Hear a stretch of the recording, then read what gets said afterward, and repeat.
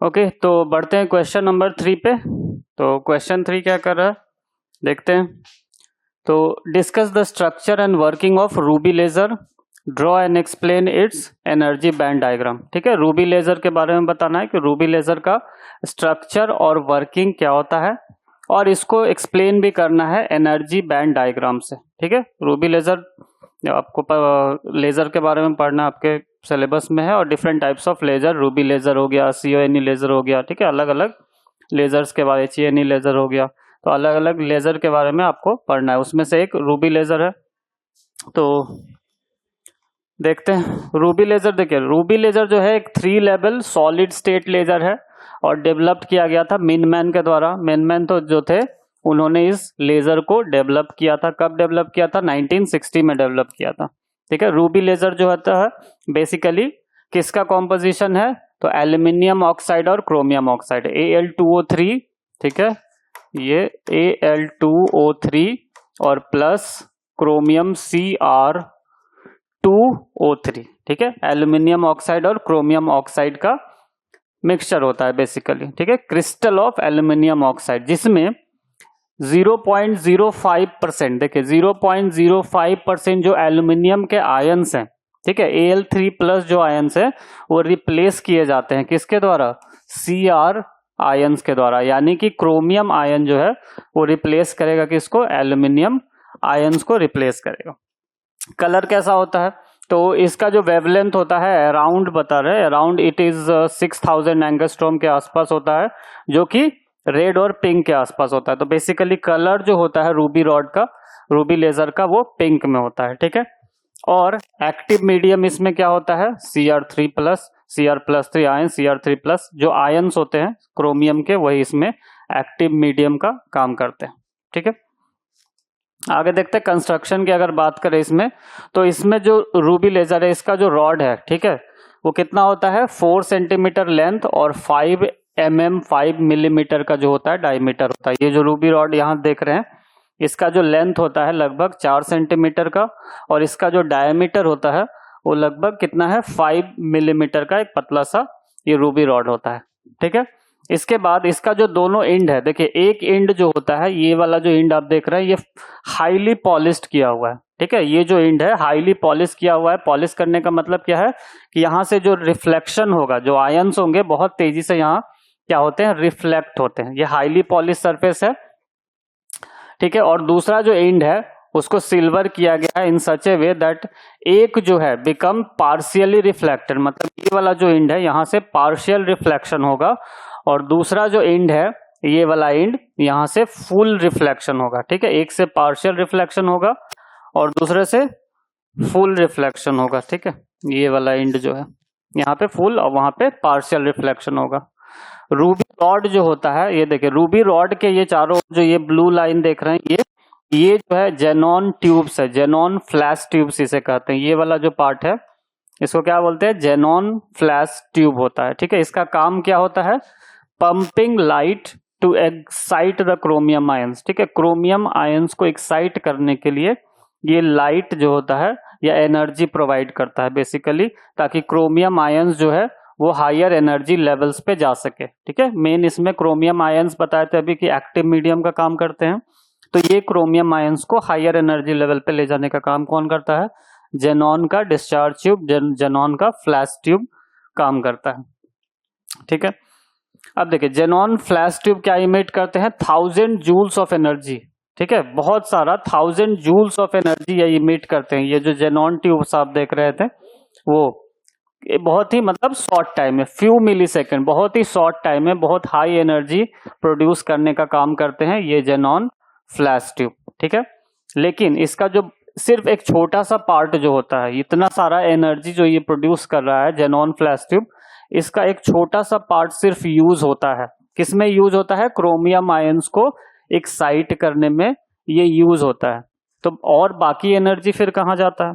ठीक है, rest of the energy जो है वो सिर्फ और सिर्फ इसको हीट करने में खर्च हो जाता है। ठीक है, just to heat the means पूरे सिस्टम को हीट करने में, यानी बेसिकली ये क्या है? वेस्टेज है। पूरा एनर्जी जो है वो पूरा क्या हो रहा है, वेस्ट हो रहा है हीट के फॉर्म में। तो ये जो हो गया रूबी लेजर का एक डिसएडवांटेज की तरह काम करता है, एक हाई डिसएडवांटेज है रूबी लेजर का, जिसमें बहुत हाई हीट जनरेट होता है।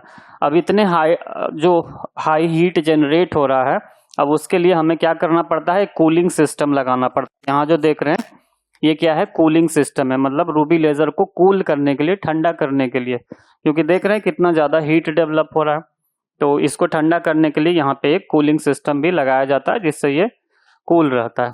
ठीक है, तो cooling arrangement is provided to keep the experimental setup normal temperature पे रखने के लिए एक कूलिंग अरेंजमेंट लगाया जाता है, ताकि इसका जो टेम्परेचर हो वो बहुत हाई ना हो और रूबी लेजर को डैमेज ना कर दे। ठीक है, तो इसीलिए इसको लगाया जाता है। ये हो गया कंस्ट्रक्शन के बाद, कंस्ट्रक्शन समझ गया। ठीक है, एक रूबी रॉड हो गया, जेनॉन फ्लैश ट्यूब हो गया, कूलिंग सिस्टम हो गया। किस तरह से ये सिल्वर्ड होता है, एक तरफ रिफ्लेक्टिंग हो गया और दूसरी तरफ क्या हुआ, पार्शियली रिफ्लेक्टिंग हो गया। कंस्ट्रक्शन की बात हो गई। अब दूसरा जो है हमारा वर्किंग, कि काम कैसे करता है ना रूबी लेजर जो होता है वो काम कैसे करता है। उसके लिए आपको कुछ ये लेवल समझने होगा। ठीक है, जो आयंस होते हैं, जैसे क्रोमियम आयन इसमें काम करता है, ये जो होता है, ये जो लोअर स्टेट आप देख रहे हैं इसको ग्राउंड स्टेट कहते हैं। ठीक है, जो हमारा लोएस्ट एनर्जी स्टेट होता है इस आयंस का। यहाँ पे जो H देख रहे हैं वो क्या है, हायर एनर्जी स्टेट है। ठीक है, H जो सबसे हायर स्टेट है आयंस का। और ये जो आप तीसरा देख रहे हैं यहाँ पे, इसको बोलते हैं मेटा स्टेबल स्टेट है। ठीक है, ये वाला जो थर्ड स्टेट है ये है मेटा स्टेबल स्टेट, जो कि ग्राउंड स्टेट और हायर स्टेट, ग्राउंड स्टेट और हायर स्टेट के बीच का एक लेवल होता है। ठीक है, अब देखिए काम कैसे करता है, आयंस इसमें कैसे काम करते हैं। तो जो क्रोमियम आयंस होते हैं सबसे पहले एक्साइट होंगे हायर एनर्जी लेवल्स पे। सबसे पहले क्रोमियम आयन कहाँ मिलेंगे, यहाँ ग्राउंड स्टेट पे मिलेंगे। ठीक है, chromium ions will be found at this ground states. Red colour clear है। ठीक है, यहाँ पे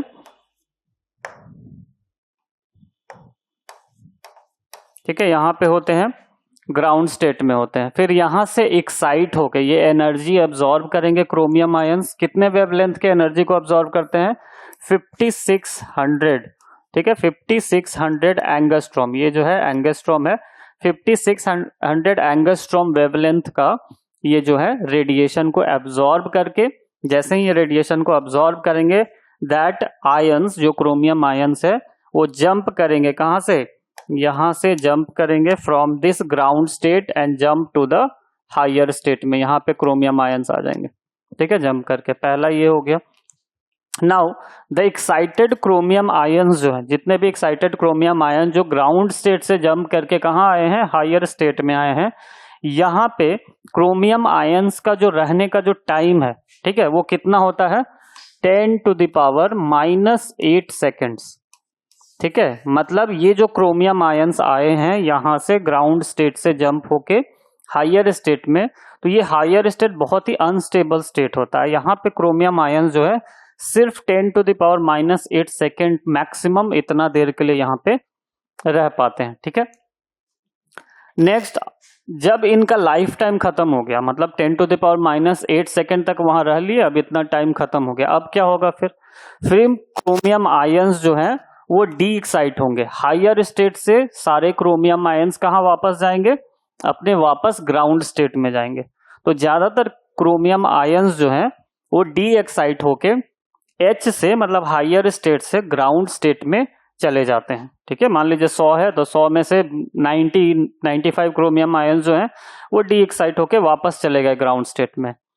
लेकिन कुछ क्रोमियम आयंस जो हैं वो ग्राउंड स्टेट में ना जाके कहाँ चले जाते हैं, H से M में, यानी कि मेटास्टेबल स्टेट में चले जाते हैं। और बहुत फ्यू है ना, बहुत कम यहाँ पे जो क्रोमियम आयंस है वो यहाँ भी पहुंच जाते हैं, कहाँ पे, मेटास्टेबल स्टेट में आ जाते हैं। अब देखिए मेटास्टेबल स्टेट में यहाँ का जो लाइफ स्पैन है क्रोमियम आयंस का रहने का, वो कितना है, यहाँ पे 10⁻³ सेकेंड्स तक क्रोमियम आयंस रहते हैं, यानी कि 1 मिली सेकेंड्स तक यहाँ रहते हैं। यहाँ पे 10⁻⁵ के लिए थे, इस स्टेट में 10⁻⁸ के लिए 10⁻⁸ सेकंड के लिए थे और यहाँ 10⁻³ के लिए। तो यहाँ का जो टाइम है मेटास्टेबल में क्रोमियम आयंस के रहने का जो टाइम है वो क्या है, बहुत ही हाई है as compared to this higher state. इस हायर स्टेट के कंपैरिजन में अगर देखें तो मेटास्टेबल में रहने का जो टाइम है वो बहुत ही हाई है। ठीक है, अब देखिए क्या होगा, तो कुछ क्रोमियम आयंस डी एक्साइट होके कहाँ आ गए, मेटास्टेबल स्टेट में आ गए। ठीक है, अब ये जो ट्रांजिशन है H से M में कैसा होता है, नॉन रेडियो एक्टिव ट्रांजिशन होता है। नॉन रेडियो एक्टिव मतलब यहाँ कोई रेडिएशन नहीं हो रहा है, कोई नया पार्टिकल रेडिएट नहीं हो रहा है, बस यहाँ पे क्रोमियम आयंस क्या कर रहा है, एनर्जी लॉस्ट करके अपना क्या हो रहा है, मतलब हीट के फॉर्म में एनर्जी को लॉस्ट करता है और हायर से कहाँ आ जाता है, मेटास्टेबल स्टेट में आ जाता है। अब मेटास्टेबल स्टेट में कितनी देर के लिए रहेगा, 10⁻³ सेकेंड्स के लिए रहेगा।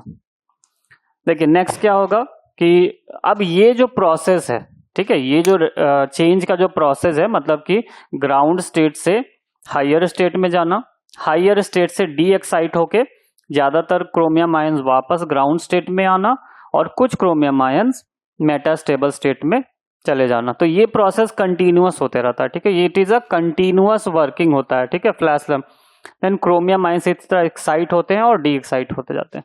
अब सोचिए अगर ये प्रोसेस कंटिन्यूअस होता चला जाएगा तो क्या होगा कि कुछ मिली सेकेंड्स के बाद जो मेटास्टेबल स्टेट में पाए जाने वाले क्रोमियम आयंस है उनकी जो संख्या है, द नंबर जो है वो ज्यादा हो जाएगा as compare to ground state से। ठीक है, ग्राउंड स्टेट से भी ज्यादा क्रोमियम आयन कहाँ मिलेंगे आपको, ग्राउंड स्टेट से भी ज्यादा क्रोमियम आयंस आपको अब मेटास्टेबल स्टेट में मिलेंगे अगर कुछ देर तक यही प्रोसेस चलता रहा, क्योंकि बहुत देर तक यहाँ पे रह जाते हैं। ठीक है, सब यहाँ पे स्टोर होते चले जाते हैं। ठीक है, इसीलिए इसी जो ये जो स्टेट है, ये जो प्रोसेस है, इसको कहते हैं पॉपुलेशन इन्वर्जन। ठीक है, population inversion is achieved. Population inversion में क्या होता है कि हायर स्टेट पे ज्यादा क्या होते हैं, क्या ये मतलब आयंस मिलते हैं हायर स्टेट पे as compare to lower state पे, तो इसी को बोलते हैं पॉपुलेशन इन्वर्जन। और यहाँ पे पॉपुलेशन इन्वर्जन क्या हुआ है, अचीव्ड हो गया है। ठीक है, और बस ये पॉपुलेशन इन्वर्जन जो है कोई स्टेबल वन नहीं है, मतलब ये बहुत देर तक रह नहीं पाता है। ठीक है, ये जो हायर स्टेट पे ज्यादा आयंस के रहने का जो एक स्टेट है वो ज्यादा देर तक रह नहीं पाता है, अनस्टेबल है। इसीलिए फिर क्या शुरू होता है, प्रोसेस ऑफ स्पॉन्टेनियस ट्रांजिशन, मतलब फिर से ये प्रोसेस जो होता है फिर से डी एक्साइट होने का प्रोसेस शुरू हो जाता है। वेन एक्साइटेड क्रोमियम आयन जब पास होगा spontaneously from H to M, H से M में, तो क्या ये इमिट करता है, एक फोटोन इमिट करता है। मतलब जब H से M में जैसे ही आता है तो ये क्या इमिट करता है, एक फोटोन इमिट करता है, 6943 एंगस्ट्रोम वेवलेंथ का एक फोटोन इमिट करता है।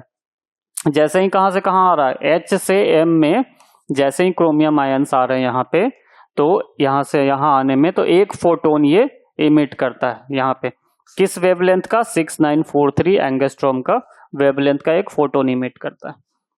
नेक्स्ट देखते हैं, इसमें फोटोन जो है reflect back and fourth by the silver ends and until it stimulates and excited. अब ये जो फोटोन स्टिमुलेट हुआ है ये क्या करेगा कि क्रोमियम आयंस को एक्साइट करेगा। ठीक है, M state and it emit fresh photon को इमिट करेगा, मतलब ये फोटोन जाके क्रोमियम आयंस को एक्साइट करेगा कहाँ पे, फोटोन, क्योंकि ये बैक एंड फोर्थ मतलब ये मूव करता रहता है, वो जो रॉड है वहां पे, तो वो जाके हिट करता है किसको, क्रोमियम आयंस को, और क्रोमियम आयंस को भी एक्साइट करता है। ये जो प्रोसेस है रिपीट होता है अगेन एंड अगेन, बार बार ये प्रोसेस रिपीट होता है। कब, until the laser beam intensity is reach to, और यही प्रोसेस होते होते कब तक होता है, जब तक कि लेजर बीम का जो इंटेंसिटी है वो सफिशिएंट वैल्यू तक ना आ जाए। ठीक है, सफिशिएंट वैल्यू तक ना आ जाए, और जब व्हेन फोटोन बीम ये सफिशिएंट इंटेंसिटी का हो जाता है तब ये इमर्ज होता है। कहां से इमर्ज होता है, पार्शियली सिल्वर्ड एंड जो रॉड है, एक अगर सफिशिएंट एनर्जी का मिल गया हमें, यहाँ पे back and fourth photon chromium ions को हिट करेगा और यही प्रोसेस चलता रहेगा, एनर्जी इंक्रीज कर रहा है। ठीक है, और जब ये लेवल इंटेंसिटी ऑफ जो होता है काफी रीच कर जाता है, तब ये निकलता कहाँ से, इमिट होता है ये पार्शियली जो बीम है, पार्शियली जो ये सेक्शन है, यहां से फिर ये लेजर बीम के फॉर्म में बाहर आता है। ओके, द वेवलेंथ क्या होता है 6943 एंगस्ट्रॉम, रेड रीजन में है। ये जो आप देख रहे हैं 6943 एंगस्ट्रॉम का किस रीजन में आता है, रेड रीजन में आता है। विजिबल स्पेक्ट्रम आप जानते होंगे, है ना, कहां से कहां तक होता है, 350 नैनोमीटर से 700 नैनोमीटर का होता है विजुअल स्पेक्ट्रम जो होता है। तो 600 700 के आसपास जो होता है रेड कलर होता है। तो इसी रेड कलर के रीजन में हमें मिलता है ये वेवलेंथ मिलता है। इसीलिए रूबी जो लेजर होते हैं उसमें बेसिकली रेड और पिंक के आसपास का कलर होता है। ठीक है, ग्राउंड स्टेट में रिटर्न हो। तो इस तरह से पूरा रूबी लेजर हमारा क्या था, कंस्ट्रक्शन, रूबी लेजर क्या है और इसका कंस्ट्रक्शन क्या है और इसका वर्किंग क्या है, ये हमने देखा है। कुछ यूजेस भी देख लेते हैं कि रूबी लेजर कहाँ कहाँ यूज होता है। यूज में अगर बात करें तो डिस्टेंस मेजरमेंट में यूज किया जाता है रूबी लेजर को, जिसमें पल्स इको टेक्निक एक होता है डिस्टेंस मेजरमेंट के लिए रूबी लेजर लेजर्स का यूज करते हैं। मेजरमेंट ऑफ प्लाज्मा प्रॉपर्टी जैसे इलेक्ट्रॉन डेंसिटी, टेम्परेचर, इन सब को मेजरमेंट के लिए भी रूबी लेजर का यूज किया जाता है। इसके अलावा use to remove the melanin of the skin, skin का कलर जो होता है आप जानते होंगे मेलानिन के कारण होता है। ठीक है, तो मेलानिन को रिमूव करने के लिए भी ये रूबी लेजर का यूज किया जाता है। फिर use for recording pulsed holograms. ठीक है, पल्स्ड होलोग्राम्स को रिकॉर्ड करने के लिए, होलोग्राम्स आप जानते होंगे, है ना, स्टिकर्स आपने देखा होगा होलोग्राम्स, तो वो रिकॉर्डिंग करने के लिए लेजर्स का यूज होता है। और used as target designators and range finders in military. Military में आप देखते हैं एडवांस जो वेपन्स होते हैं उस पर लेजर्स लगे होते हैं ताकि टारगेट को हिट किया जा सके, टारगेट को डेजिग्नेट किया जा सके, है ना, लेजर की मदद से, और अच्छा एक्यूरेसी बन पाए, तो इसके लिए यूज होता है। या फिर रेंज फाइंडर के रूप में भी यूज होता है ना। तो इन सब जगहों पे होता है। आप मतलब इन सब में भी, एजुकेशन में भी आप देखते होंगे, एजुकेशन सेक्टर में जैसे पीपीटी प्रेजेंटेशन वगैरह के लिए भी लेजर्स का यूज होता है। हालांकि रूबी लेजर नहीं, बस सिंपल लेजर्स यूज होते हैं, बट यहाँ पे मिलिट्री वगैरह में यूज होता है। तो रूबी लेजर का काफी ज्यादा यूज है इसका। ओके, आगे बढ़ते हैं नेक्स्ट क्वेश्चन की ओर। Write notes on population inversion in laser. तो अभी जो हमने एक कॉन्सेप्ट देखा था, कौन सा, पॉपुलेशन इन्वर्जन का कॉन्सेप्ट देखा था।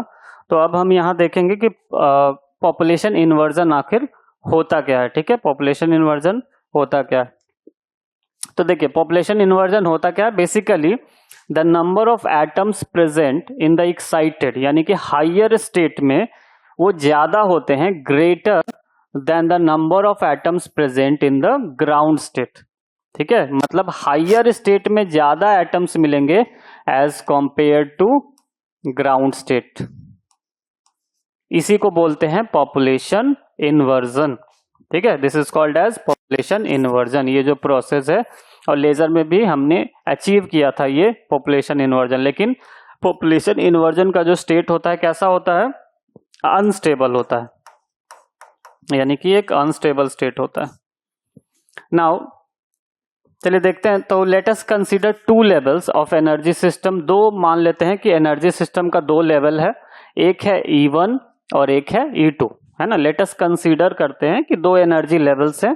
जैसे मान लीजिए एक E1 है यहाँ पे और एक हायर लेवल है जिसको हम E2 कहते हैं। ठीक है, इस तरह से N1 जो है विद अ पॉपुलेशन, यानी पॉपुलेशन कहने का मतलब number of atoms per unit volume जो प्रेजेंट है E1 में, इसको हम मान लेते हैं N1 है।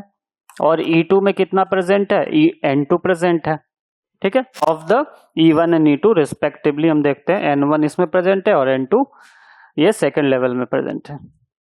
अब बोल्ट्जमैन डिस्ट्रीब्यूशन जो इक्वेशन है बोल्ट्जमैन का, किसी भी एनर्जी का जो रिलेट करता है किसके, टेम्परेचर के साथ। ठीक है, तो that is Ni is equals to N naught E minus EI upon KBT। ठीक है, KB क्या है, KB जो है बोल्ट्जमैन कांस्टेंट है। ठीक है, KB यहाँ पे जो है इसको कहते हैं Boltzmann constant.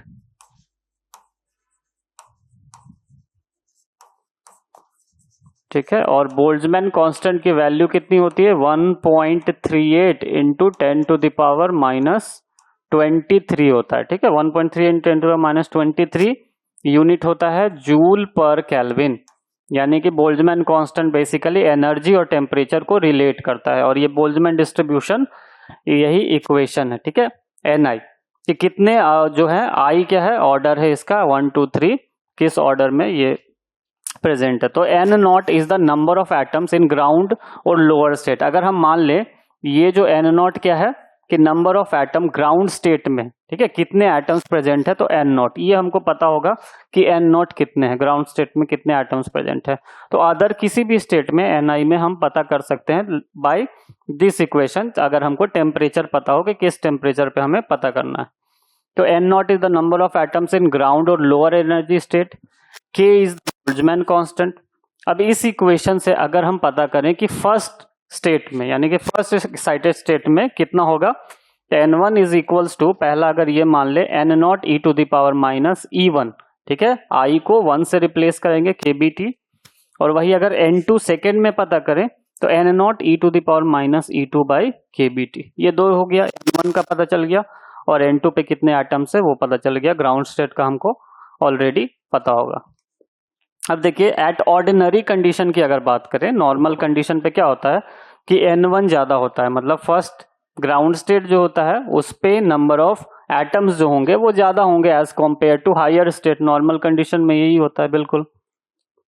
But the population in the ground और lower state is always greater. Normal condition की बात करें कि ग्राउंड स्टेट पे ऑलवेज ज्यादा होता है हायर स्टेट या एक्साइटेड स्टेट से। लेकिन पॉपुलेशन इन्वर्जन में हम क्या करेंगे, the stage of making population of higher energy level, जो हायर एनर्जी लेवल है उस पे हम ज्यादा एटम्स इंक्रीज करेंगे, बढ़ाएंगे। तो इस प्रोसेस को हम कहते हैं पॉपुलेशन इन्वर्जन। दैट इज हम क्या अचीव करना चाहते हैं कि हायर स्टेट का जो एटम है यानी N2 is greater than N1, और इसी को कहते हैं पॉपुलेशन इन्वर्जन। जैसे नॉर्मल कंडीशन पे अगर बात करें तो N1 is greater than N2, तो यहाँ पे E1 पे देखिए N1 ज्यादा है एज कम्पेयर टू, अगर ग्राफिकली देखें तो N1 is more as compare to N2, है ना, ग्राउंड स्टेट पे। लेकिन जब पॉपुलेशन इन्वर्जन अचीव हो जाएगा तो यहाँ पे ये N1 कम हो जाएगा और N2 क्या होगा, ज्यादा हो जाएगा, यानी N2 is greater than N1। और यही है after population inversion is achieved तो N2 ज्यादा हो जाता है, ठीक है। तो this was all about the population inversion, ठीक है। आई होप ये पूरा क्लियर हो गया होगा। आगे बढ़ते हैं।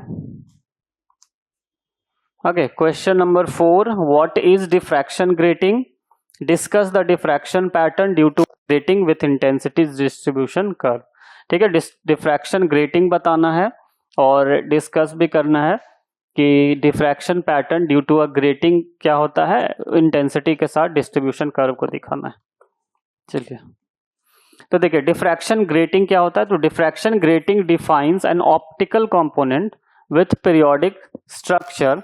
बेसिकली ये क्या होता है, एक ऐसा स्ट्रक्चर होता है जो ऑप्टिकल कंपोनेंट को क्या करता है, मतलब ऑप्टिकल जो लाइट कह सकते हैं उसको क्या करता है, डिस्ट्रीब्यूट करता है, ठीक है। डिफरेंट पैटर्न्स हम ऑब्टेन करते हैं इस डिफ्रैक्शन ग्रेटिंग से, डिफरेंट पैटर्न्स हम अचीव करते हैं, ठीक है।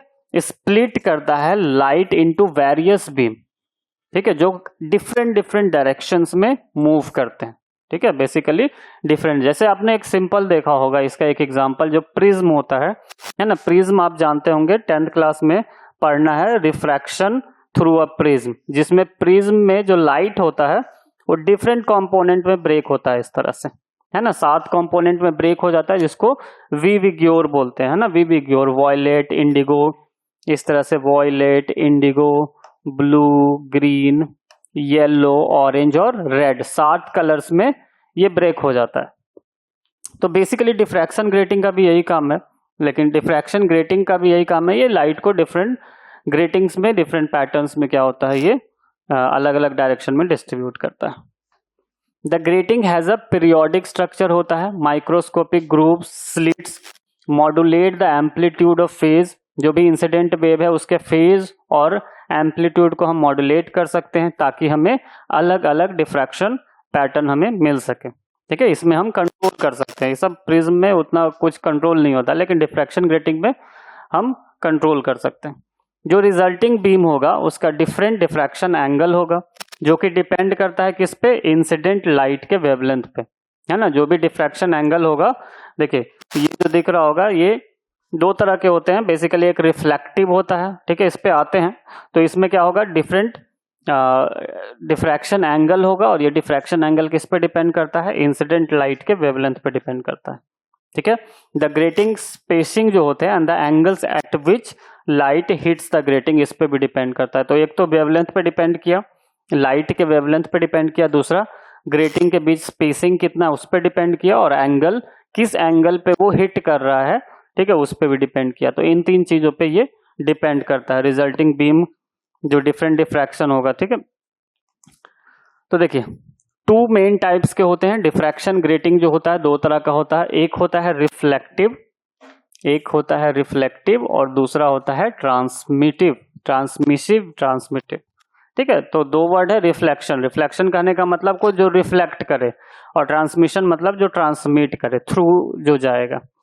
तो देखिए रिफ्लेक्टिव ग्रेटिंग में क्या होता है, पहले अगर रिफ्लेक्टिव ग्रेटिंग की बात करें तो इसमें क्या होते हैं, रीजेस होते हैं या रूलिंग्स होते हैं उनके सरफेस पे। ये जो आप देख रहे हैं इस तरह से रीजेस बने होते हैं, okay, on their surface and act like mirrors. और ये किस तरह से काम करते हैं, मिरर्स की तरह काम करते हैं, ठीक है। ये जो ग्रेटिंग है ये इस तरह से रीजेस बने हुए हैं और ये मिरर की तरह काम करते हैं। With microscopic groups, all diffracted orders जो होंगे रिफ्लेक्ट ऑफ द ग्रेटिंग, अलग अलग एंगल।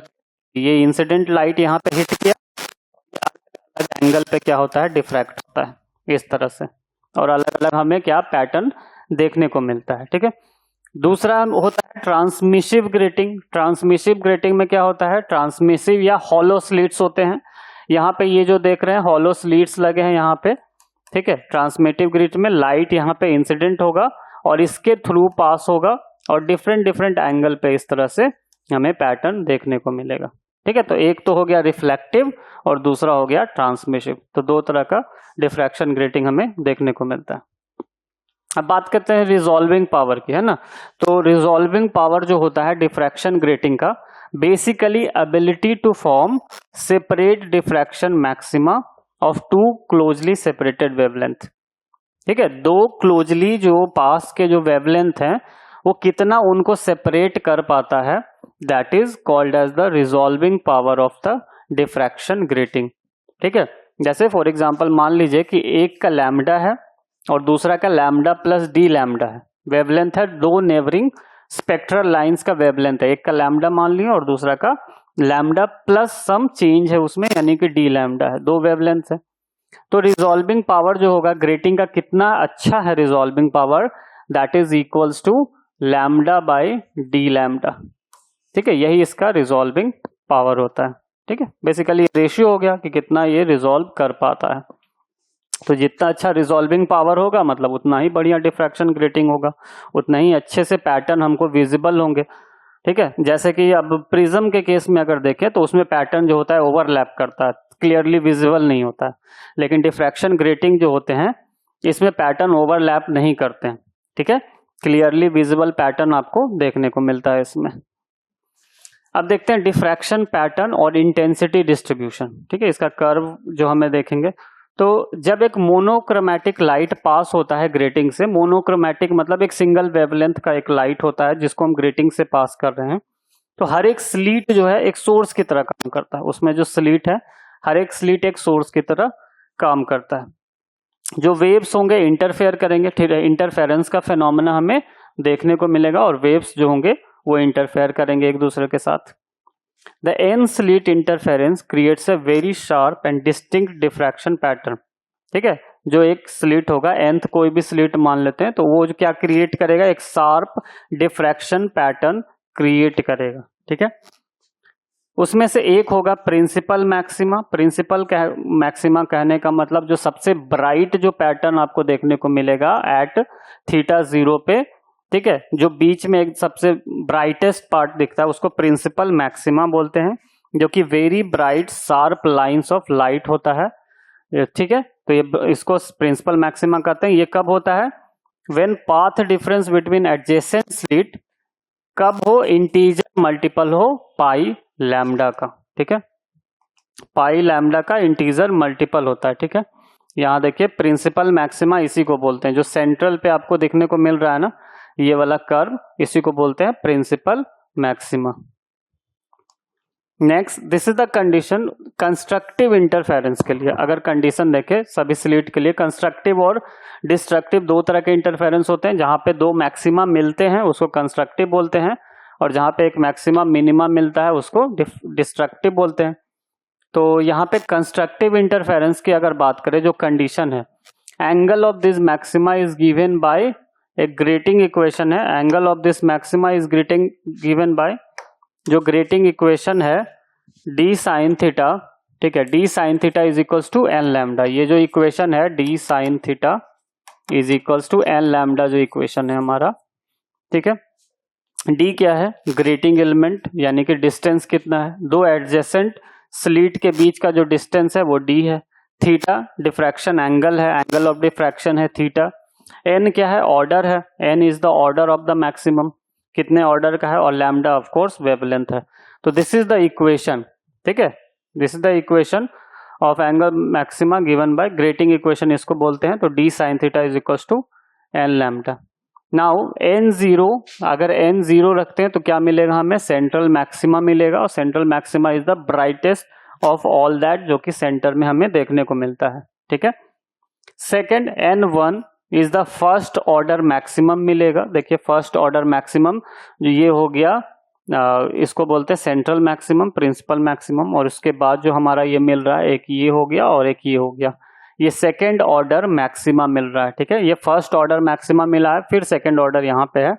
ठीक है, this is the first order maxima, जो कि आफ्टर द प्रिंसिपल मैक्सिमा के बाद हमें सेकंड ऑर्डर मैक्सिमा मिल रहा है। और इन दोनों के बीच हमें क्या मिल रहा है? मिनिमा मिल रहा है। ठीक है, इन दोनों के बीच यानी प्रिंसिपल मैक्सिमा और फर्स्ट ऑर्डर मैक्सिमा के बीच हमें कुछ मिनिमा मिल रहा है। ठीक है, तो यहाँ पे n2 अगर देखें तो n is equal to 2 second order maximum मिलेगा, और सो ऑन ऐसे ही चलता रहेगा। जैसे जैसे ये बढ़ता रहेगा वैसे वैसे मैक्सिमा जो होता है रिड्यूस होता चला जाता है। ठीक है, बट अपने विसिनिटी में, एरिया में, तो वो मैक्सिमा ही है।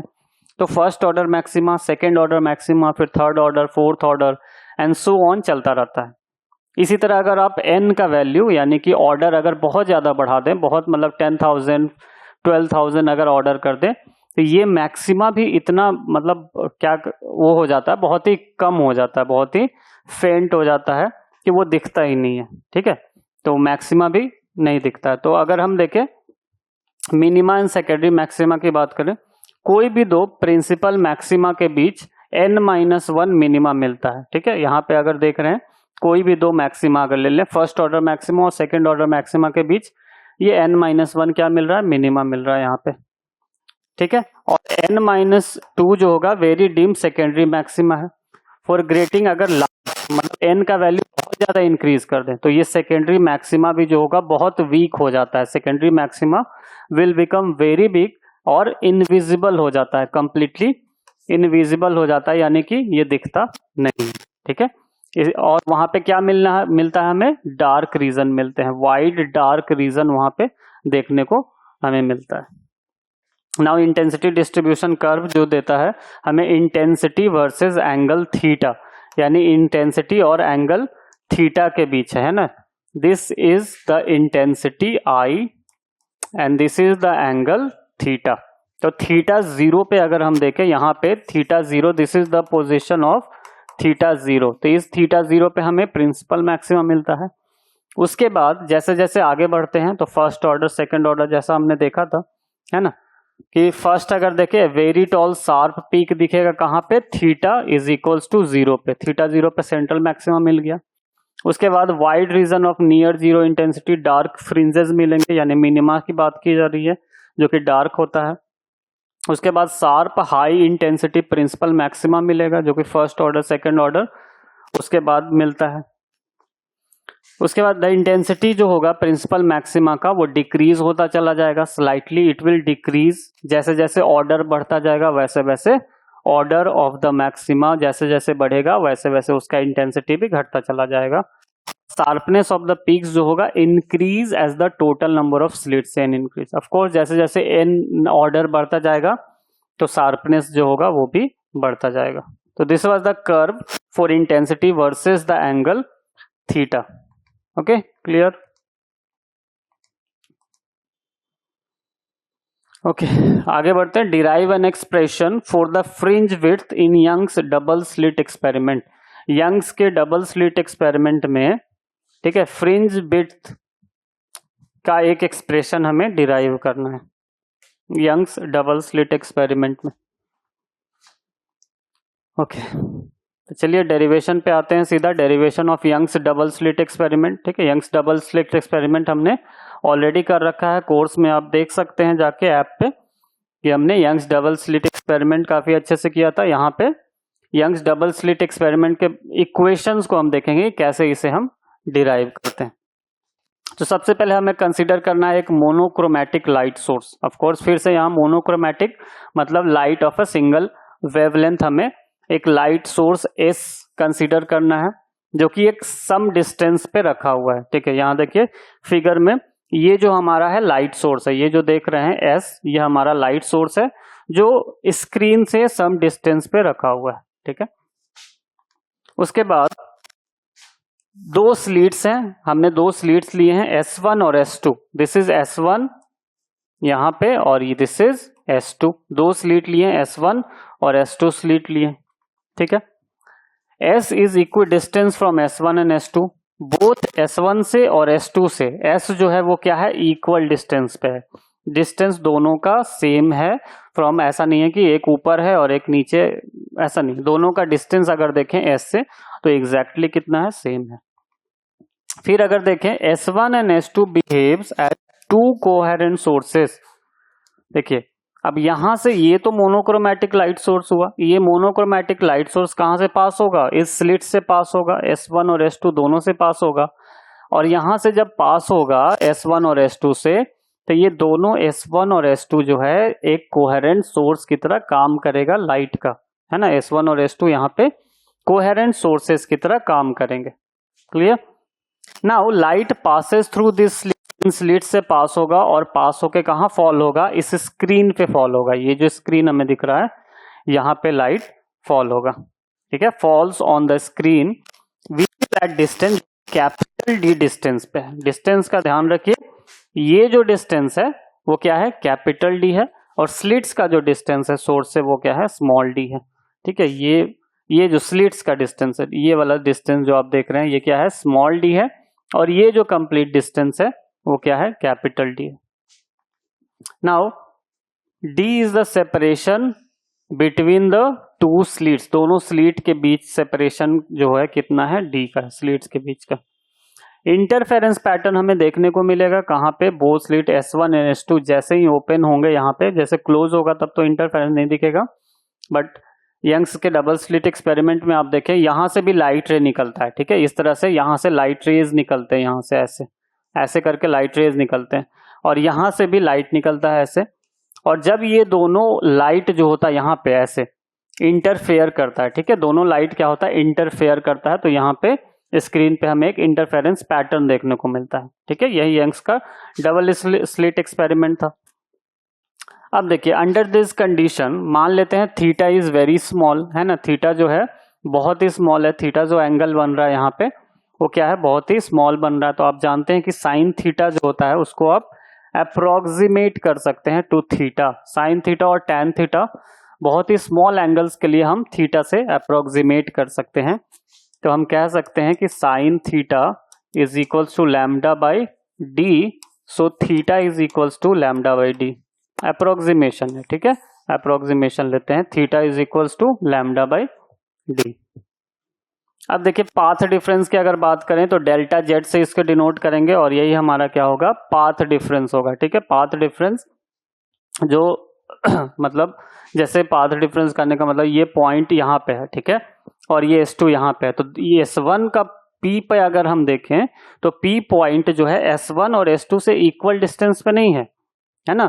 S1 कम डिस्टेंस है और S2 का ज्यादा डिस्टेंस है, तो एक पाथ डिफरेंस क्रिएट हो जाता है। यहाँ लाइट पहले पहुंच जाएगा और यहाँ लाइट बाद में पहुंचेगा, तो इसको बोलते हैं पाथ डिफरेंस। तो ये पाथ डिफरेंस यहाँ पे अगर कैलकुलेट करें डेल्टा जेड, तो that is equals to lambda by D के बराबर होता है। ठीक है, this is the path difference between two waves के बीच का जो पाथ डिफरेंस होता है।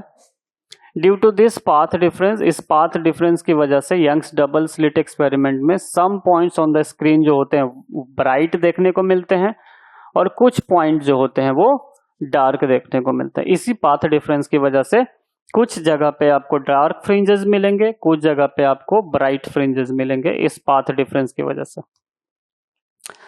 पोजीशन ऑफ फ्रिंज अगर देखें यंग्स के डबल स्लिट एक्सपेरिमेंट में, ठीक है, पहले हम ब्राइट फ्रिंज की बात करते हैं, पोजीशन ऑफ ब्राइट फ्रिंज। तो ब्राइट फ्रिंज हमें कब मिलता है? जब कंस्ट्रक्टिव इंटरफेरेंस देखने को मिलता है। ठीक है, मैक्सिमम इंटेंसिटी के लिए और कंस्ट्रक्टिव इंटरफेरेंस के लिए हमें क्या मिलता है? ब्राइट फ्रिंज देखने को मिलता है। तो अगर P पे हमें ब्राइट फ्रिंज मिल रहा है, इस P पॉइंट पे अगर हमें ब्राइट फ्रिंज मिल रहा है, कंसीडर इट, तो ब्राइट फ्रिंज के लिए जो पाथ डिफरेंस होता है वो कितना होता है? Delta Z is equals to N lambda. This is the path difference for a bright fringe या फिर कंस्ट्रक्टिव इंटरफेरेंस के लिए ये पाथ डिफरेंस होता है, constructive interference. Okay, constructive interference के लिए डेल जेड क्या होता है? एन लैम्डा के बराबर होता है, where N is 1 2 3 plus minus both. Now X D by D is N lambda, क्योंकि डेल जेड जो है हमने कैलकुलेट किया था, del Z lambda by D है। X D by D that is the X D into D is equal to N lambda. You will see कि जो path difference होता है कंस्ट्रक्टिव इंटरफेरेंस के लिए कितना होता है? एक्स डी बाई डी होता है। तो दिस इज इक्वल्स टू किसके बराबर हो जाएगा? एन लैम्डा के बराबर हो जाएगा। ठीक है, तो एक्स अगर हम कैलकुलेट करें तो एक्स कितना आएगा? N lambda capital D by, ये हमें एक्स मिल गया।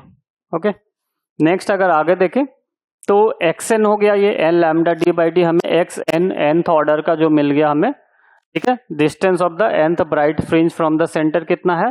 एक्स एन है। ठीक है, किसी भी फ्रिंज का आप डिस्टेंस इससे निकाल सकते हैं। nth ब्राइट फ्रिंज का क्या आ गया? N lambda D by D. अब देखिए n-1 की अगर बात करें, मतलब ब्राइट फ्रिंज जो है distance of the n-1th bright fringe, मतलब यहाँ पे अगर मेरा ब्राइट फ्रिंज है और इसके बाद ये n is equals to n पे है मान लीजिए, तो n-1 पे है ना, n-1 पे जो हमारा नेक्स्ट ब्राइट फ्रिंज होगा उसका डिस्टेंस कितना होगा? तो xn-1, n की जगह n-1 पुट कर देंगे यहाँ पे, तो n-1 यहाँ भी आ जाएगा, n-1 यहाँ भी आ जाएगा, लैम्डा डी बाई डी हो जाएगा। ठीक है, n-1 का कैलकुलेट करेंगे तो जो इन दोनों के बीच का जो डिस्टेंस होगा इसको हम बीटा से डिनोट करते हैं और इसी को बोलते हैं फ्रिंज विड्थ। ठीक है, इसको बोलते हैं फ्रिंज विड्थ। और ये फ्रिंज विड्थ क्या होगा? इन दोनों का डिफरेंस हो जाएगा, मतलब xn से xn-1 से अगर xn को घटा दें, ठीक है, xn से xn-1 को अगर घटा दें तो हमें मिल जाएगा क्या? दोनों के बीच का सिर्फ इतना पार्ट मिल जाएगा जो हमारा फ्रिंज विड्थ होगा, यानी कि दो ब्राइट फ्रिंजेस के बीच कितना डिस्टेंस होगा वो हमें पता चल जाएगा, जिसे हम फ्रिंज विड्थ के नाम से जानते हैं। ठीक है, तो वी हैव जस्ट सबट्रैक्टेड, यानी कि N lambda D by D से, ठीक है, N lambda D by D से हम सबट्रैक्ट कर देंगे, लैम्डा डी बाई डी से माइनस कर दिए n-1 lambda D by D. ठीक है, तो यहाँ पे आपका आएगा answer lambda D by D. ये क्या आया? फ्रिंज विड्थ आ गया, यानी कि बीटा जो है फ्रिंज विड्थ कितना होता है? लैम्डा डी बाई डी होता है। यानी कि डायरेक्टली आप फ्रिंज विड्थ पता कर सकते हैं, कितना होगा? Lambda D by D. और यही सेम होगा, कांस्टेंट होगा। ठीक है, सबके लिए इतना ही होगा। किसी भी दो कॉन्जिक्यूटिव के लिए xn-1 के लिए देखेगा तो इतना ही फ्रिंज विड्थ आपको दिखेगा। ठीक है, कॉन्जिक्यूटिव n-1 n-2 का देखेंगे तो यही लैम्डा डी बाई डी आपको देखने को मिलेगा। ठीक है, तो this is the fringe width. ये तो किसका हो गया? Maxima position of bright fringes का हो गया। अगर हम डार्क फ्रिंजेस की बात करें तो पोजीशन ऑफ डार्क फ्रिंजेस, तो मिनिमम इंटेंसिटी हमें मिलेगा, डार्क फ्रिंज मिलेगा P पे अगर बन रहा है डार्क फ्रिंज। तो इसके लिए जो पाथ डिफरेंस होगा del Z that will be equals to 2n+1 lambda by 2। ये हो गया पाथ डिफरेंस अगर डिस्ट्रक्टिव इंटरफेरेंस होता है, यानी कि डिस्ट्रक्टिव इंटरफेरेंस के लिए जो पाथ डिफरेंस होता है वो कितना होता है 2n+1 लैम्डा बाई 2 होता है डिस्ट्रक्टिव के लिए। तो जो हमें x मिल गया मतलब distance of the nth fringe, nth dark fringe का जो डिस्टेंस हो गया यानी कि xn हमें पता चल गया कि ये हो गया 2n+1 lambda d by 2d। ठीक है, क्योंकि 2 यहाँ पे रहेगा तो लैम्डा d बाई 2d हमें xn मिल गया, that is distance of the nth dark fringe. ठीक है, nth डार्क फ्रिंज का कितना हो गया 2n+1 lambda d by 2d। अब फिर इसमें भी सेम करेंगे, हम xn-1 डार्क फ्रिंज को पता कर लेंगे। तो xn-1 का क्या हो जाएगा, n की जगह n-1 पुट करेंगे और फिर फ्रिंज विड्थ पता करेंगे। तो फ्रिंज विड्थ जो होगा वो सिंपली xn-1 हो जाएगा, यानी कि 2n+1 lambda d by 2d subtract कर लेंगे 2 × n-1, ठीक है, +1 और डिवाइडेड बाय 2d। ठीक है, इस तरह से लैम्डा, ओके लैम्डा d भी होगा यहाँ पे, लैम्डा d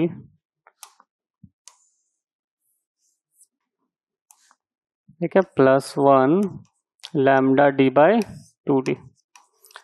अब इसको सॉल्व करेंगे, you will again get beta is equals to lambda d by d, यानी कि this is the fringe width of the 2 consecutive dark fringes, यानी कि डार्क फ्रिंजेस का जो विड्थ है वो सेम है as compare to the bright fringes, है ना। डार्क फ्रिंजेस और ब्राइट फ्रिंजेस का कितना आया, फ्रिंज विड्थ आता है लैम्डा d बाई d, यानी दोनों ही केस में हमें सेम फ्रिंज विड्थ देखने को मिल रहा है। क्लियर है। तो दिस वाज द मतलब फ्रिंज विड्थ हमें पता करना था क्वेश्चन में कि फ्रिंज विड्थ क्या है, एक्सप्रेशन हमें डिराइव करना, तो हमने एक्सप्रेशन फाइंड आउट किया फ्रिंज विड्थ का यंग्स के डबल स्लिट एक्सपेरिमेंट में दोनों के लिए। एक तो हमने ब्राइट के लिए भी देखा, ब्राइट फ्रिंजेस के लिए, और दूसरा हमें डार्क फ्रिंजेस के लिए भी देखा। ठीक है, दोनों के लिए हमने देखा। नेक्स्ट बढ़ते हैं आगे क्वेश्चन की ओर। Question number 5, write down Schrodinger equation for a particle in 1 dimensional box given by Vx। ठीक है, Vx देखिए कितना है, Vx है 0 एट 0 to L, 0 से L के बीच में 0 है, और इन्फिनिटी है कहां से कहां, लेस देन 0 या x से ग्रेटर, यानी कि 0 से L के बीच अगर देखें तो पोटेंशियल जो है Vx जो 0 है हमारा, और बाकी सारे केसेस में क्या है, इन्फिनिटी है। Now solve it to obtain energy eigen values so that energy eigen values are discrete. ठीक है, ये हमें बताना है कि एनर्जी आइगन वैल्यू जो है वो डिस्क्रीट है। चलिए सॉल्व करते हैं।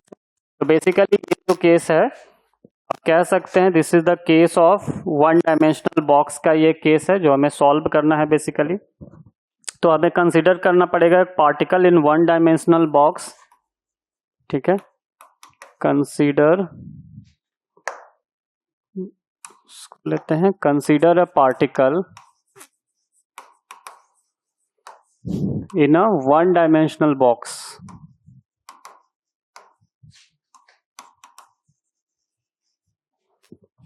वन डायमेंशनल बॉक्स, ठीक है, जो एक्सटेंड हो रहा है, कहां से कहां एक्सटेंड हो रहा है, फ्रॉम, एक्सटेंडिंग फ्रॉम, जो कि एक्सटेंड हो रहा है, एक्सटेंडिंग फ्रॉम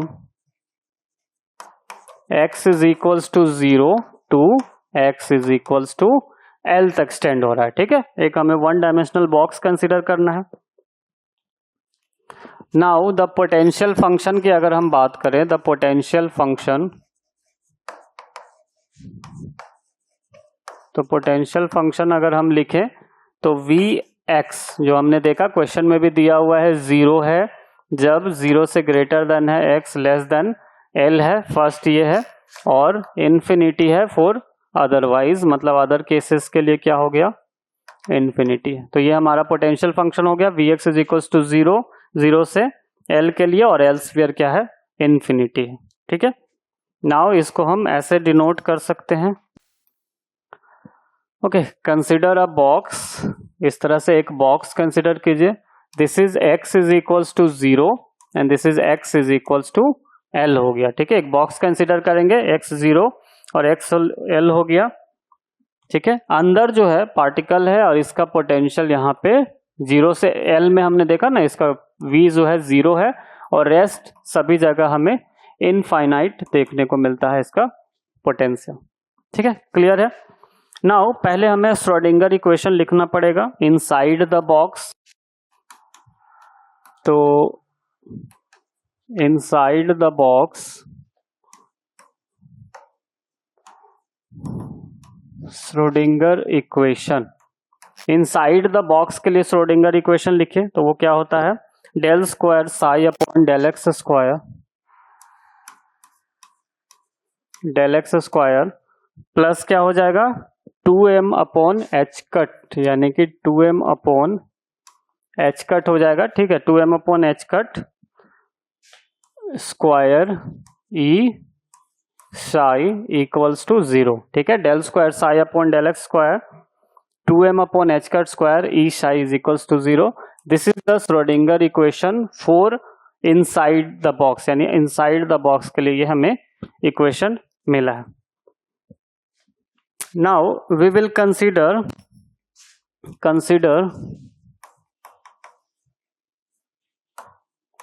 2me, ठीक है, 2me upon H cut square. ठीक है, ये जो आप पार्ट देख रहे हैं 2me upon H cut square, इसको हमें के स्क्वायर कंसीडर करना है। ठीक है, 2me upon H cut square को हमें के स्क्वायर कंसीडर करना है। तो ये जो इक्वेशन है हमारा क्या बन जाएगा, psi upon del X square plus ये पूरा अगर हम के मान लें तो के स्क्वायर साई इक्वल्स टू 0। ठीक है, ये इक्वेशन बन गया, इसको हम सेकंड इक्वेशन मान सकते हैं। ठीक है, del square psi upon del X square plus K square psi is equals to 0 हो गया। अब इसका इक्वेशन, इस इक्वेशन का जो सॉल्यूशन होगा ये किस फॉर्म में होगा, solution of the equation, equation 2 का जो सॉल्यूशन होगा कुछ इस तरह का होगा। ठीक है, psi is equals to a cos kx plus b sin kx। ठीक है, ये जो इक्वेशन है इसका एक जनरल सॉल्यूशन की अगर बात करें तो a cos kx plus b sin kx के फॉर्म में आएगा, जहां पे a और b क्या है, कांस्टेंट्स हैं। a और b आर आर्बिट्ररी कांस्टेंट्स हैं, a and b are constants. ठीक है, अब बाउंड्री कंडीशन अप्लाई करके हम a और b की वैल्यूज को फाइंड आउट करेंगे। नाउ अप्लाइंग बाउंड्री कंडीशन,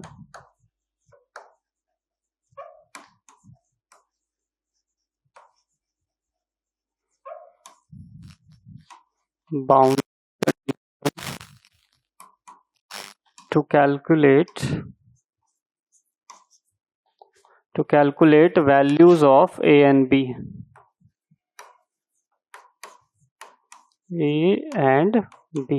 ठीक है, a और b का वैल्यू अगर फाइंड आउट करना है तो हमें क्या अप्लाई करना पड़ेगा, बाउंड्री कंडीशन अप्लाई करना पड़ेगा। तो पहले अगर हम देखें तो x इज इक्वल्स टू 0 पे जो probability of finding the particle क्या है, 0 है, यानी कि पार्टिकल जो है बॉक्स के अंदर मिलेगा ना कि बाउंड्री पे मिलेगा। तो psi will be 0 at x is equals to 0। इसका मतलब क्या है कि probability of finding the particle, ठीक है, probability of finding the particle at the boundary is 0।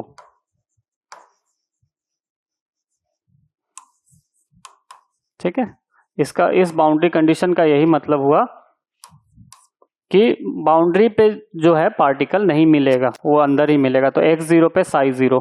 तो फर्स्ट इसको अप्लाई करते हैं इस इक्वेशन में। तो साई 0 यानी कि साई, पहले इसको लिख लेते हैं a cos kx plus b sin के एक्स। अब इसमें वैल्यूज को पुट कीजिए, ये वाले वैल्यूज, तो 0 is equals to A cos k into 0 plus B sine k into 0, यानी 0 इज इक्वल्स टू कॉस 0 1, तो ए प्लस 0 साइन 0 0, तो ए इज इक्वल्स टू आ गया 0, यानी ए का वैल्यू पता चल गया, यानी ए जो है वो 0 है। यानी इसका मतलब क्या है, ये टर्म जो है हम 0 कर सकते हैं, ए कॉस के एक्स को टर्म को हम 0 कर सकते हैं क्योंकि ए का वैल्यू 0 है। तो हमें जो इक्वेशन मिला साई, ठीक है, और सेकंड कंडीशन भी लगा लेते हैं, ठीक है। सेकंड कंडीशन जो हमारा है, condition second, that is at x is equals to L पे भी देख लेते हैं। तो यहाँ पे भी तो कोई पार्टिकल नहीं मिलेगा, है ना। अगर बॉक्स में देखें, अगर 0 पे पार्टिकल नहीं मिल रहा है तो x is equals to L पे भी पार्टिकल का प्रोबेबिलिटी, जो फाइंडिंग का प्रोबेबिलिटी होगा वो 0 होगा। तो सेकेंड कंडीशन क्या लगाएंगे, at x is equals to L psi is again 0, है ना। फिर से ये जो साई है वो 0 ही आ रहा है, तो इस वैल्यू को फिर से पुट करते हैं इस इक्वेशन में। तो psi 0 is equals to A cos k L plus B sine k L. अच्छा, ए तो 0 था तो इस टर्म के तो लिखने की जरूरत ही नहीं है, ये तो 0 हो ही गया। तो 0 इज इक्वल्स टू क्या आ गया, बी साइन के एल, ठीक है। 0 इज इक्वल्स टू क्या आ गया, बी साइन के एल।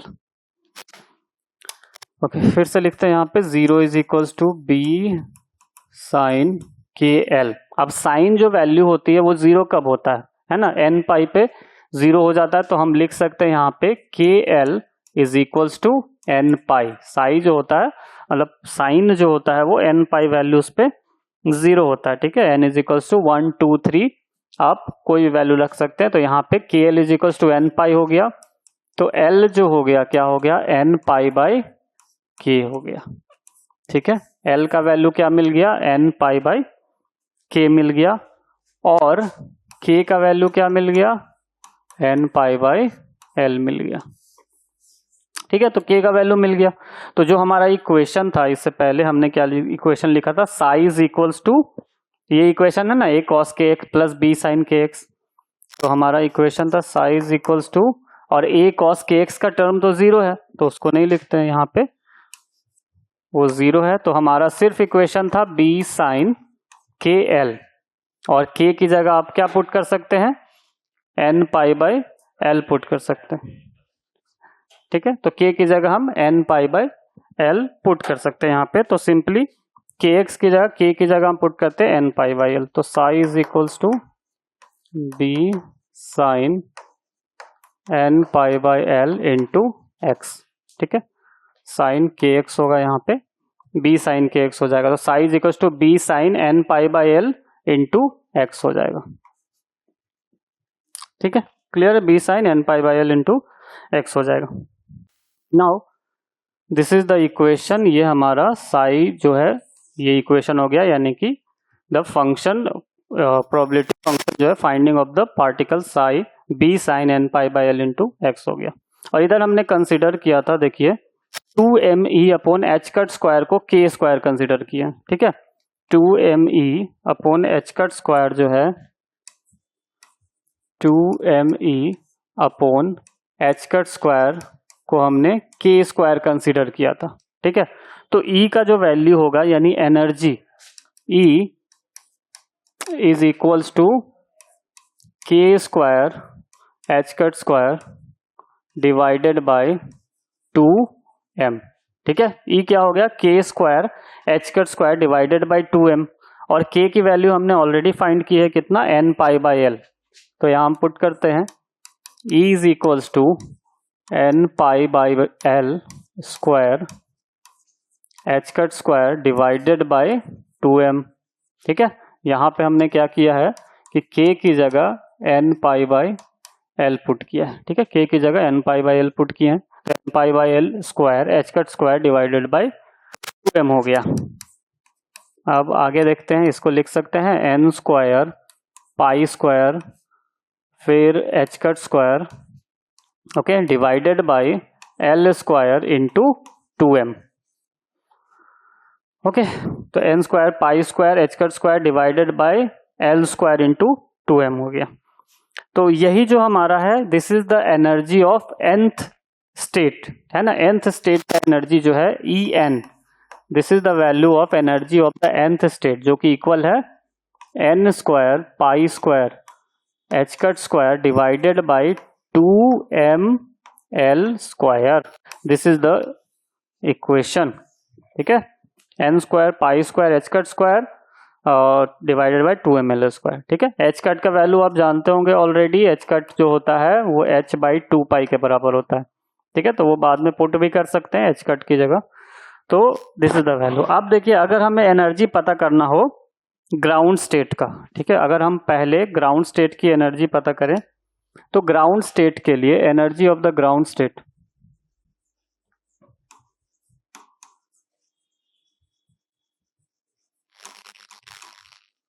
तो ग्राउंड स्टेट के लिए n जो होता है वो 1 होता है, ठीक है। ग्राउंड स्टेट के लिए हम n क्या कंसीडर करते हैं, 1 कंसीडर करते हैं। तो सिंपली जो इक्वेशन है हमारा En, उसमें हम n is equals to 1 put करेंगे। तो E1 फाइंड आउट करते हैं, तो 1 square into pi square H cut square यहाँ कर सकते हैं, pi square H cut square divided by 2ml square, that is E1 is equals to simply pi square H cut square divided by 2ml square. This is the energy of the ground state, ये ground state की energy है E1।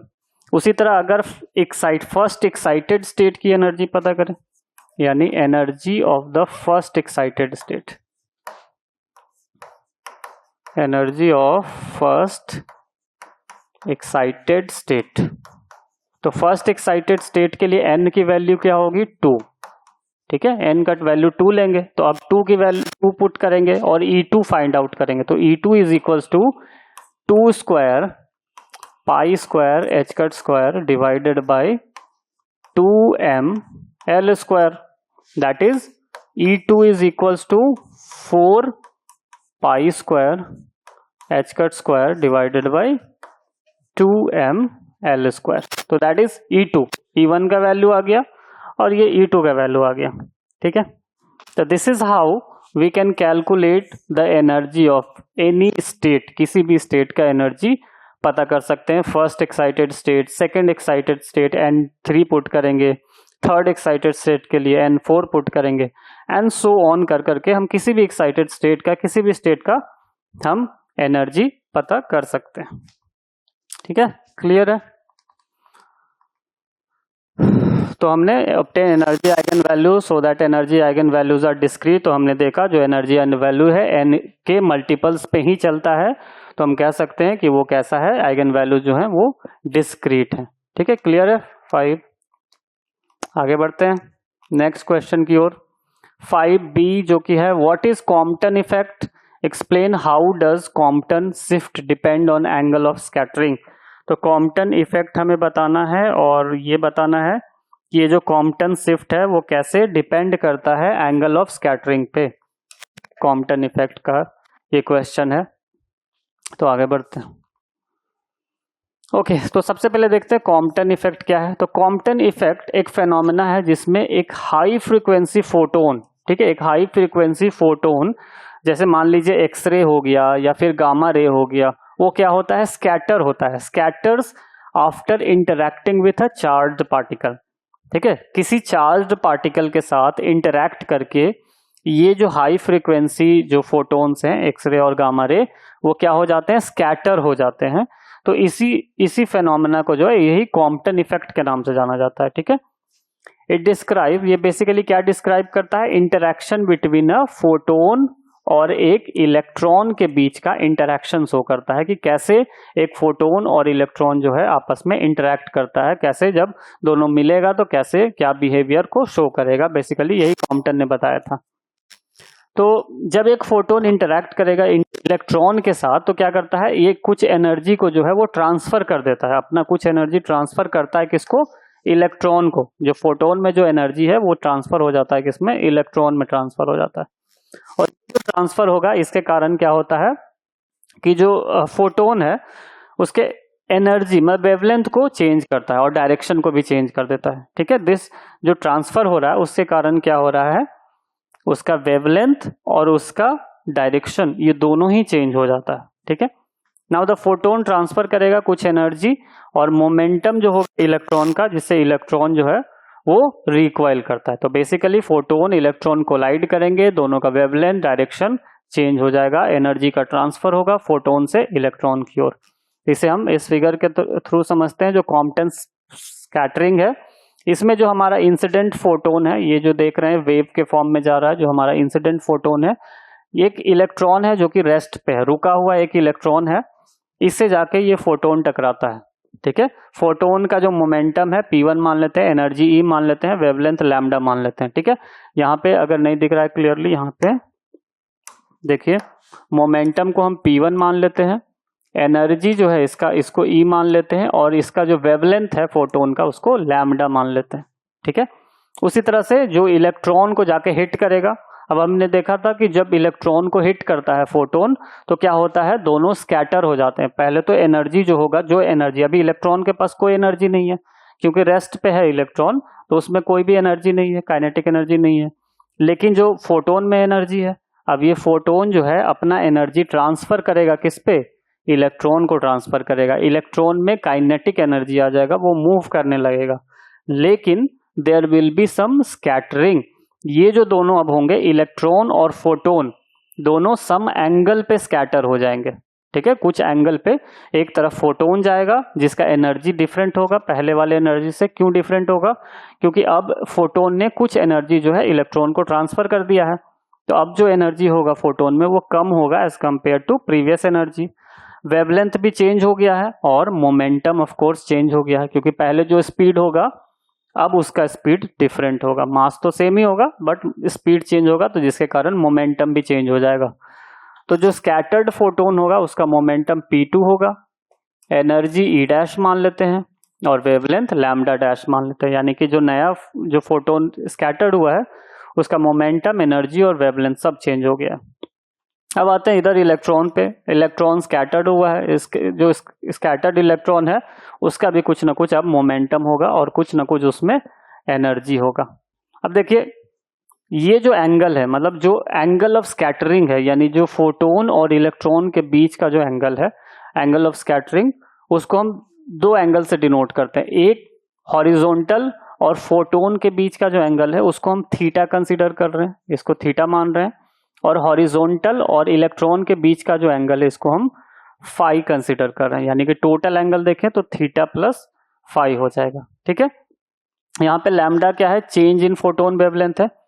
अच्छा H क्या है, H आप जानते होंगे, ये जो इक्वेशन है, जो हमारा कॉम्पटन इफेक्ट का जो इक्वेशन आता है, डेल लैम्डा यानी change in wavelength is equals to h by m e c into 1 minus cosine of theta. This is the equation of the change in wavelength, यानी कितना वेवलेंथ में change आ रहा है, delta lambda h by m e c. H क्या है, Planck's constant है। ठीक है, एच क्या है, प्लैंक्स कांस्टेंट है। एम ई क्या है, मास ऑफ इलेक्ट्रॉन है। सी क्या है, स्पीड ऑफ लाइट है। ठीक है, 3 × 10⁸ मीटर पर second. And the theta, theta is the angle of scattering. ये जो थीटा है that is the angle of scattering. तो this is the equation of the wavelength. तो इसमें सब देख लिए P1 E क्या है, फोटोन का मोमेंटम और एनर्जी है रिस्पेक्टिवली। P2 और E डैश क्या है, फोटोन का फाइनल मोमेंटम और एनर्जी है। ठीक है, Me और P3 क्या है, इलेक्ट्रॉन का रेस्ट मास है एंड फाइनल मोमेंटम है। ठीक है, इसको स्मॉल m से डिनोट करते हैं। Theta is the angle by which photon scatter हो रहा है, इस एंगल से, वो हमारा थीटा है। और फाई क्या है, एंगल जिससे इलेक्ट्रॉन रिकॉइल हो रहा है। ठीक है, तो दीज आर द